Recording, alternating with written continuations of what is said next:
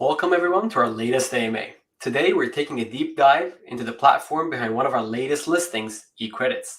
Known for its innovative approach to blockchain technology, eCredits has created a unique ecosystem that benefits both consumers and merchants.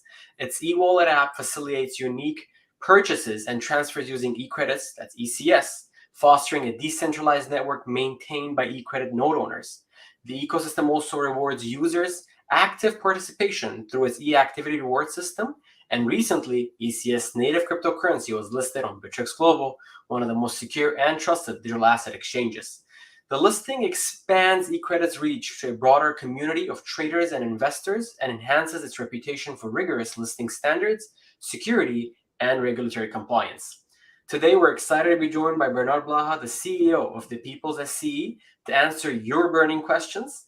As a key figure in the development and growth of eCredits, Bernhard brings a wealth of knowledge and experience to this AMA. He'll share insights about the technical aspects of eCredits ecosystem, its support for micro, small, medium enterprises, user privacy, and data protection, among other exciting topics. Let's dive in.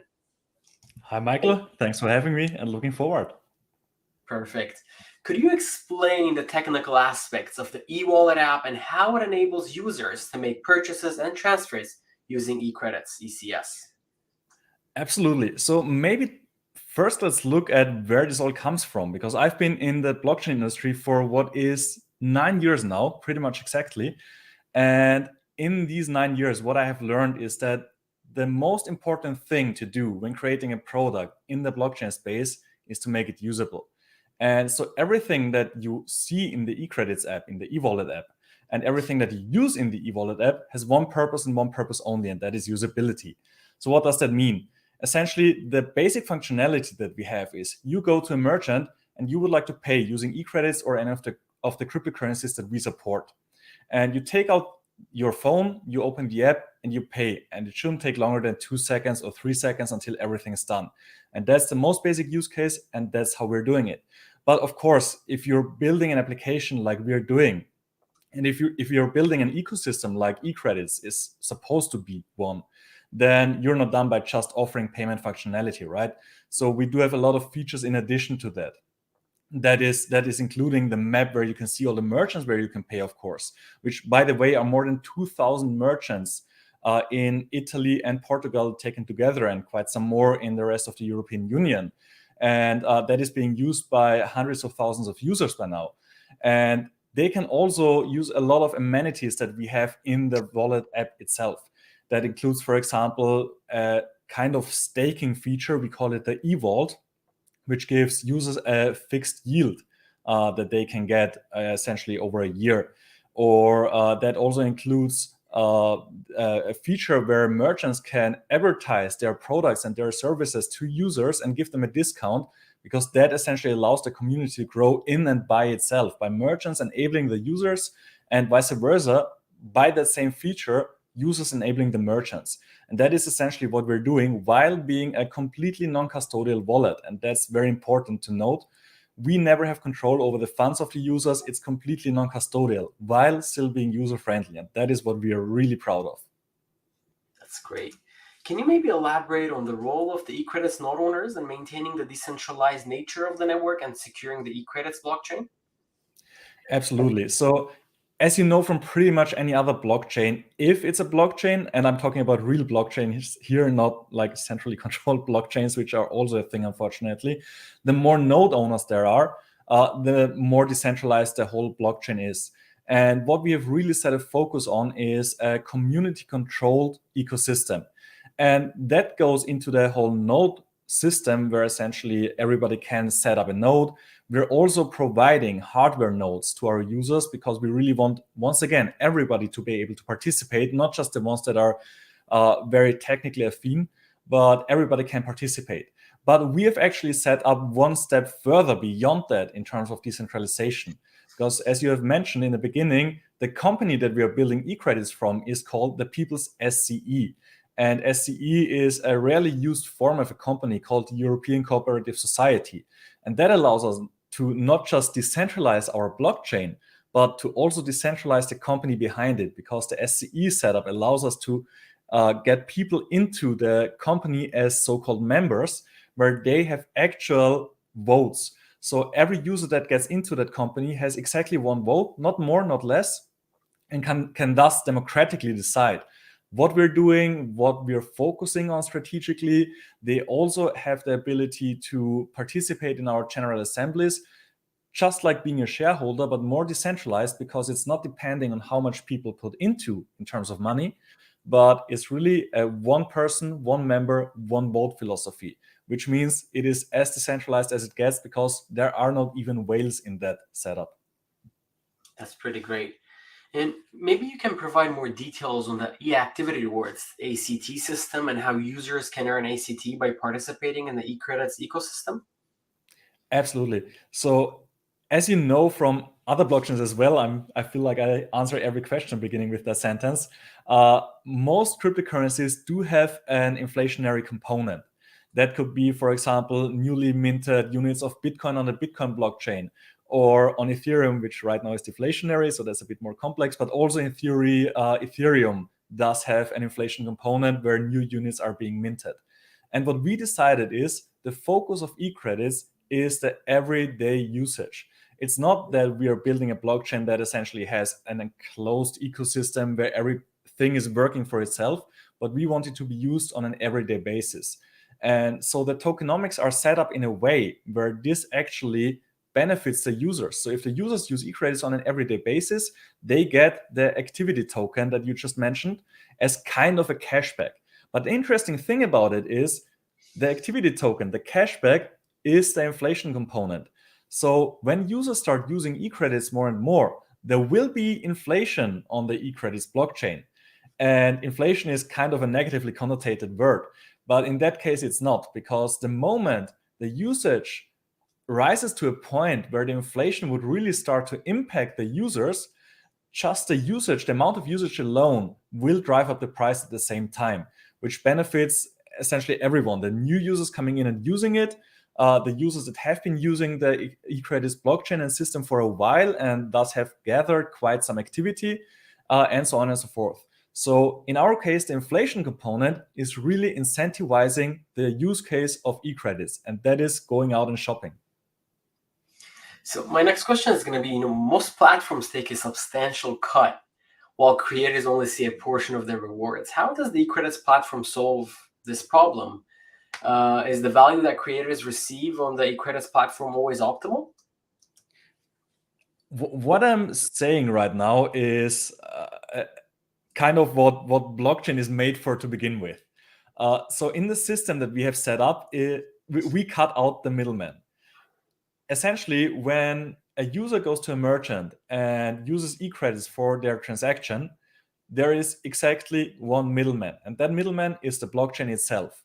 There is no acquirer, there's no credit card company behind it, there's no other substantial PSPs, payment service providers behind it that take their cut, and each of them is taking their cut.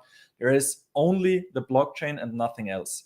And that is the reason why we can actually undercut the rates of traditional financial institutions and traditional payment methods. And for that reason, yes, the blockchain and the network fees, they're still a cut of the transaction. That is true. However, it is much lower than if you compare it to a credit card, for example, and what they are taking as a fee. And so to answer that question, is the value that the creators are receiving always optimal? There is no guarantee for always optimal, right? Because there are niche situations, for example, when there's unimaginable amounts of traffic on the blockchain, then it might not be optimal. But the way we've set it up in terms of scalability, which by the way is much higher than, for example, the Ethereum stake setup that they're now having, I would say that in 99.9% of the cases, we've chosen the economically most viable reward system for on-chain contributors, and also what I would call off-chain contributors, meaning people that go shopping and merchants that do accept eCredits. Yeah. Since we're talking about payments, I want to go back for a second and ask, are there any innovative technical features within the e-wallet app that fosters loyalty and long-term relationships between, consumers and merchants, such as personalized offers or integrated feedback mechanisms? Absolutely. So with eCredits being a payment application, so to say, we always do have two sides that we have to cater to, right? We do have the merchant side and we do have the end consumer side. And to grow eCredits as an ecosystem and as an environment, we need to grow both of these sides at the same time. And so what we've tried to do with every step that we're taking is to entangle both of these sides, meaning every user that comes in has an incentive to also grow the merchant side. And every merchant that comes in has an incentive to grow the user side. And just to name some of those technical features that we have and some of those economical features also that we have, for example, we are having a marketing feature where essentially the merchants can set up marketing campaigns to gather more users and give them a benefit in return to go to these merchants. On the other hand, we do have I already mentioned that eVault feature, which essentially supports the entire economical system by taking away potential selling pressure from the market because these funds are then locked, and so on and so forth. We do have the e-activity system that we also already talked about that incentivizes, and I have not mentioned that actually, that incentivizes the user, but also at the same time incentivizes the merchant. So both of the parties that are involved in a transaction are rewarded by that activity system. And that essentially incentivizes everyone in the entire ecosystem to support us in growing both of the sides at the same time. It's pretty great. Maybe you can walk us through a little bit more about what are the key factors determining of the value of the ECS token, and how is its price determined in the market? Well, that's a question where we have to differentiate between what is actively happening on the market and what causes these things to happen on the market.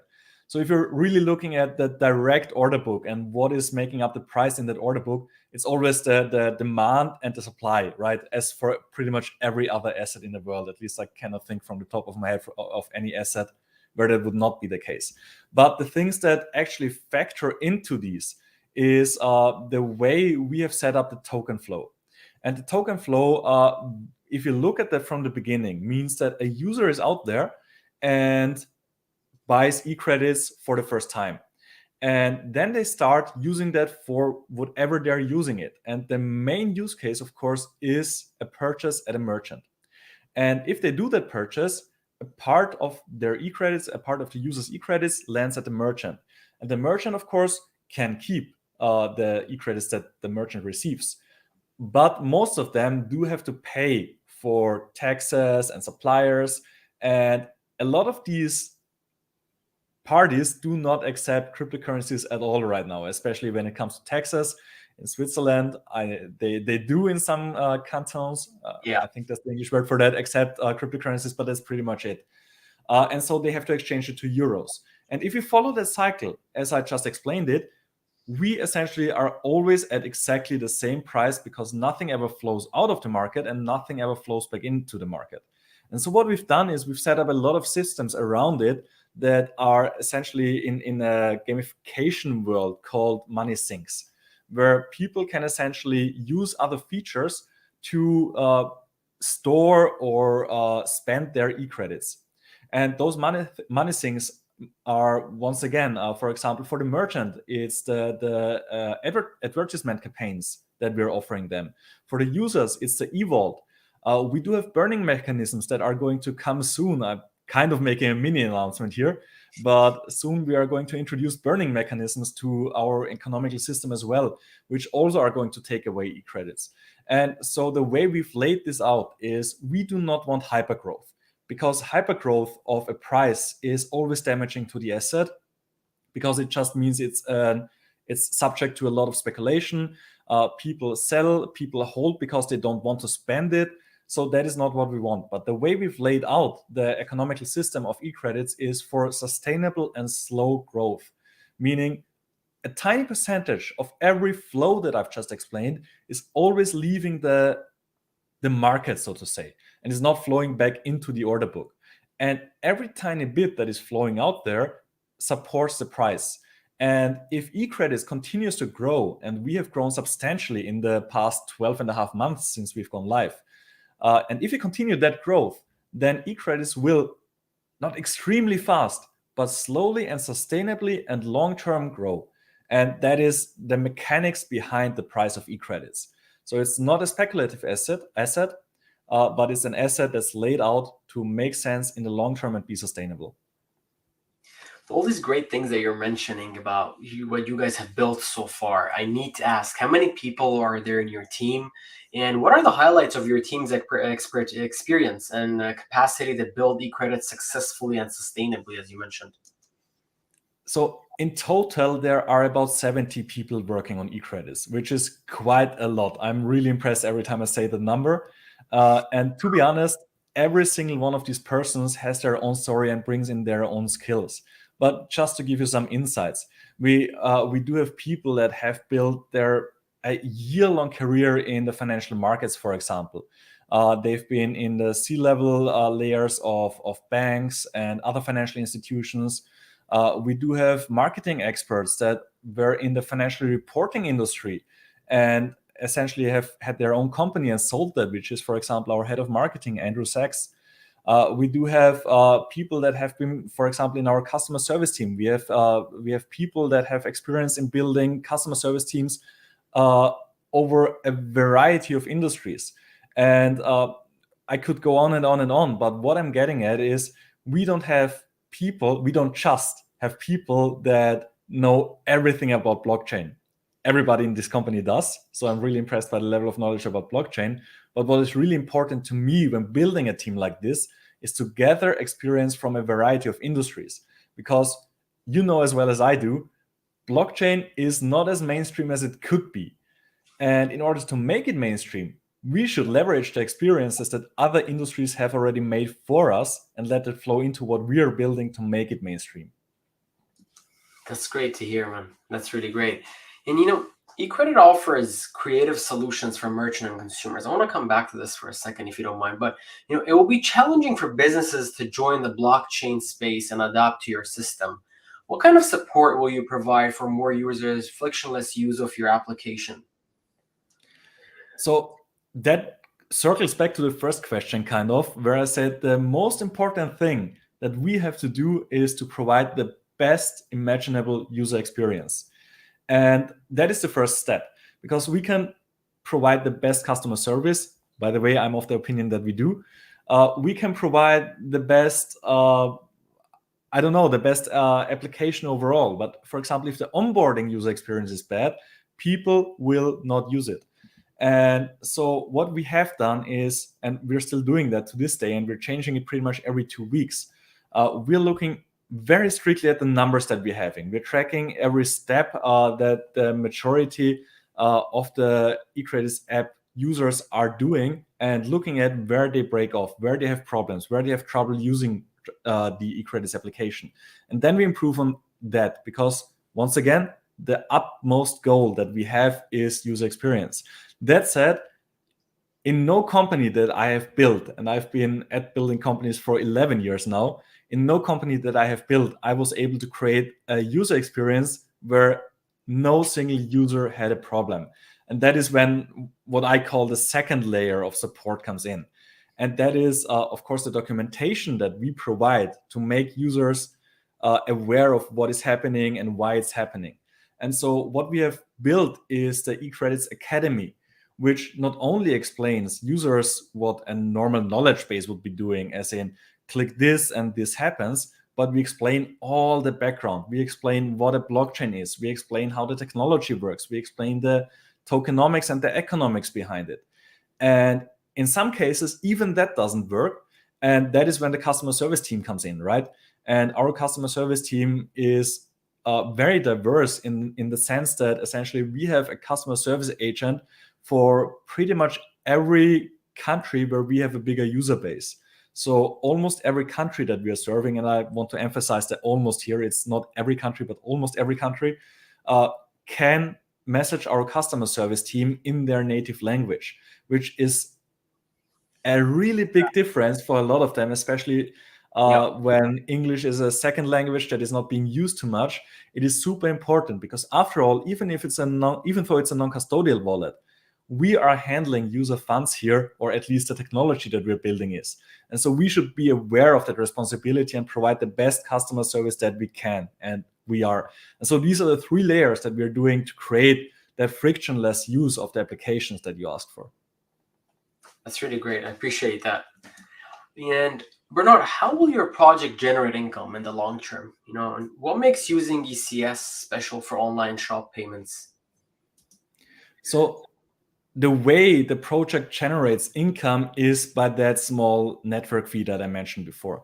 And to be completely transparent here, when a user shops at a merchant, and that is also something that is quite a bit different from other blockchain transaction systems, they do not pay the gas fees, but the merchant is. And the merchant is used to that, right? Because nowadays, if they're using credit cards, they're paying something around 1.5%, in some cases more, in some cases a little bit less, but the merchant is paying for that. And in our case, what we have done is the user is paying 0. The user doesn't pay the gas fees, the merchant does. And for the merchant, the gas fees hover around 0.5% overall. And of those 0.5%, a part goes to the company, the people's SCE, and a part goes to the node operators. And this fee is what generates the income for the people's SCE and what makes us sustainable over the long term. And these fees, we can talk about it for hours now, but in the end, these fees to a large extent flow directly back into the further development of the eCredits ecosystem and also into tokenization projects that we are currently looking into onboarding, which is going to be very interesting because also there we are going to have a full circle where users essentially go to a merchant, pay their transaction with the eCredits application, and then are able to get the activity rewards that they now get in the form of tokenized assets of whatever kind that we are going to introduce in the future. And so all of these kind of things and those little benefits that we are offering makes us sustainable and thus generate income for us at the same time. I'm sure we need to discuss next time a lot further about the real world assets you guys are going to be tokenizing that you mentioned, right? So I think there's a lot to discover there to understand where you guys are headed. What else are you guys onboarding next? And the eCredit wallet is the go-to wallet. However, the crypto industry is constantly changing and innovating. So how does eCredit wallet plan to stay at the top of the industry as the best option for a wallet? Do you plan to adopt yourself to these changes? Most certainly, of course. I mean, we're in a very fast-paced environment, right? And an opinion that I have had 6 months ago might be completely invalid nowadays. And so, of course, we're adapting pretty much every week to the new upcoming market situations. And so is Bittrex, because this is just unavoidable, right? And we're working with whatever the market has to offer, and we're making the best out of it. And just as Bittrex has had a history of, to be honest, I don't even know how many years. It was the first exchange that I ever signed up to that had a fiat gateway. So it must be quite a while now. Just as Bittrex has years of experience in adapting to these situations, we are also aiming to have these years of experience. And within the team we already have, and as a company we are going to have. And one thing that shows that very well, and I have to give a shout out to our development team here, is the release cycles that we have. So over the past year, we almost always kept a 2-week release cycle, meaning every 2 weeks we released bug fixes, we released new features, we released improvements of the user experience, which once again is one of our utmost priorities. And with a release cycle of 2 weeks, you can be very adaptive to market situations that are coming up and other kind of situations that are coming up every single week. And so this is what we're doing. But of course, as I said before as well, we do have a massive team that is having a very good understanding of the market. And in some cases, also understands of what is going to come, not in a week, not in 2 weeks, but in a year, which is something that we can adapt to before it even comes into effect. And one of these things, to put an emphasis on that again, is the tokenization topic that I mentioned before, where essentially a lot of companies are jumping on that right now. And with eCredits, we have been, and our partners, of course, which I also would like to mention, which is, for example, Cryptix and Akito, who are very big in the tokenization business. We have started to work on that very thing pretty much 1.5 years ago, if not more. And so while everybody else is jumping on it, we are pretty much ready to get these projects out one after the other and in a very rapid pace. So, And yeah, there's just some examples of how we're adapting to what is happening on a pretty much daily basis. And of course, there's much more going on in the background. Yeah, thanks for giving us a sneak peek about this. We appreciate it. We're very happy to have you with us, Bernhard, and eCredits as well, right? We've come to the end of this truly informative and engaging AMA session. So a huge thanks to our guest for his insightful responses and for sharing his expertise with us. We're sure our community has gained a valuable understanding of the eCredits ecosystem and its future plans. If you're eager to learn more about eCredits and its innovative solutions, visit their website and follow their social media platforms for the latest updates. We look forward to having more of these discussions, Bernhard, and we appreciate your continued support. Until next time. Absolutely. Thank you for having me, Michael. It was an absolute pleasure. Looking forward to the next time. Pleasure was all mine.